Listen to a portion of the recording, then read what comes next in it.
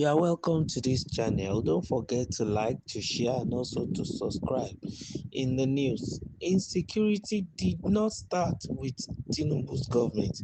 Peter Obi creates silence on US designation. Former Anambra State Governor Peter Obi has expressed grave concern over the recent designation of Nigeria as a country of particular concern by the United States. Nigerian news reports that US President Donald Trump has recently designated Nigeria a CPC, warning that he can send the military to Nigeria if the alleged killing of Christians doesn't end. Reacting to a statement on Monday, Peter Obi admitted that this insecurity did not start with Bola Ahmed Tinubu's administration. However, he blamed the present administration for lacking competence, commitment, and prudent use of resources, patriotism, and passion. His statement reads, "The recent pronouncement by the US government declaring Nigeria a country of particular concern and indicating possible military action should give every well-meaning Nigerian serious concern. There is no doubt that Nigeria is experiencing an unprecedented level of insecurity with attendant carnage and the most shocking loss of lives and property, according to Amnesty International. Over 10,000 people have been killed in Nigeria since May 2023, and as I have reportedly lamented, the unwarranted and unprovoked killing of Nigerians is most condemnable, and all effort must be made to bring it to a stop. It is equally important to state that the terrible situation is significantly avoidable with competent leadership and governance. While the insecurity did not start with the present government, what is most unfortunate is the lack and absence of competence, commitment, and prudent use of resources, patriotism, and passion on the part of the APC-led government leaders to effectively galvanize, and lead Nigeria where no one is unwarrantedly oppressed and killed, a nation where peace, truth, and justice reign. As democracies, Nigeria and the US have long been strategic partners committed to regional peace and security. That relationship should not falter. The present situation calls for constructive diplomatic and any other plausible engagement by both nations aimed at addressing the prevailing and disturbing security concerns. Both countries must work in concert and expeditiously towards that purpose.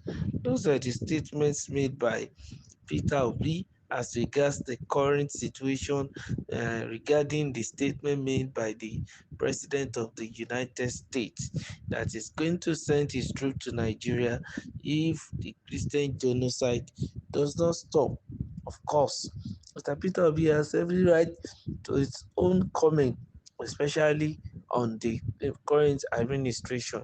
He pinpointed the lack of competence, a lack of strategy, and the lack of good leadership as far as the APC led administration is concerned. The commitment is lacking, the patriotism is lacking, the passion is lacking. Well, for an opposition leader, yes, Mr. Peter Obi's statement was going to be viewed from the purview of an opposition, and to a large extent, a Tinubu-led administration should be wise enough even to, learn from whatever Mr. Peter Obi is saying. There is a general saying that even out of a rubbish you gain something.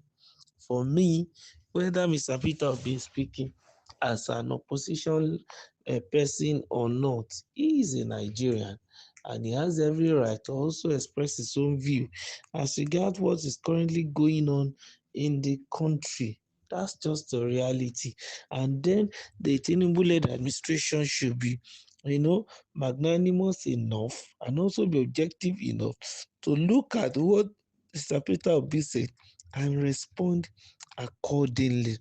Of course, we know that the US might have its own agenda, the opposition might also have its own plan, but the big picture in all that we are looking at and saying is Nigerian state, the people of Nigeria, that they should be well protected, they should be given a secured environment and let them enjoy the dividends of democracy. We have not, voted the incumbent administration into power for them to come and play. No, and we're not asking them to come in again to as a business as usual that all previous administration have been, trying to do or engage themselves in. What is much more important, very germane, as far as we are concerned, is the fact that we want the best, and we're expecting that the best should be delivered even unto the people of Nigeria. And also, of course, like Mr. Peter Obi is trying to say that the current administration is lacking in effective leadership, that can galvanize itself and to lead Nigeria where no one is unwarrantedly oppressed and killed, a nation where peace, truth, and justice ought to reign. And that's what we want, whether it's coming from the mouth of your enemy or not. There should be justice, there should be peace, there should be truth. That's just the reality. And how they are going to find it out, well, Nigerians expect that the resources are available. He said that democracies, both US and Nigeria, have long been, strategic partners that are committed to peace, regional peace and security. So that relationship should not falter. Of course, the onus lie on the Tinubu-led administration to sustain and to maintain the relationship. It should not falter. That's just the truth. But while that is being done, of course, let them up their game and let it be that the United States too is not making such noise or force in order for it to come and colonize Nigeria stylishly. Not a 21st century colonization or imperialization. No, we don't want that. All we want is for this country to be better. So whatever strategic support they can give, let them give.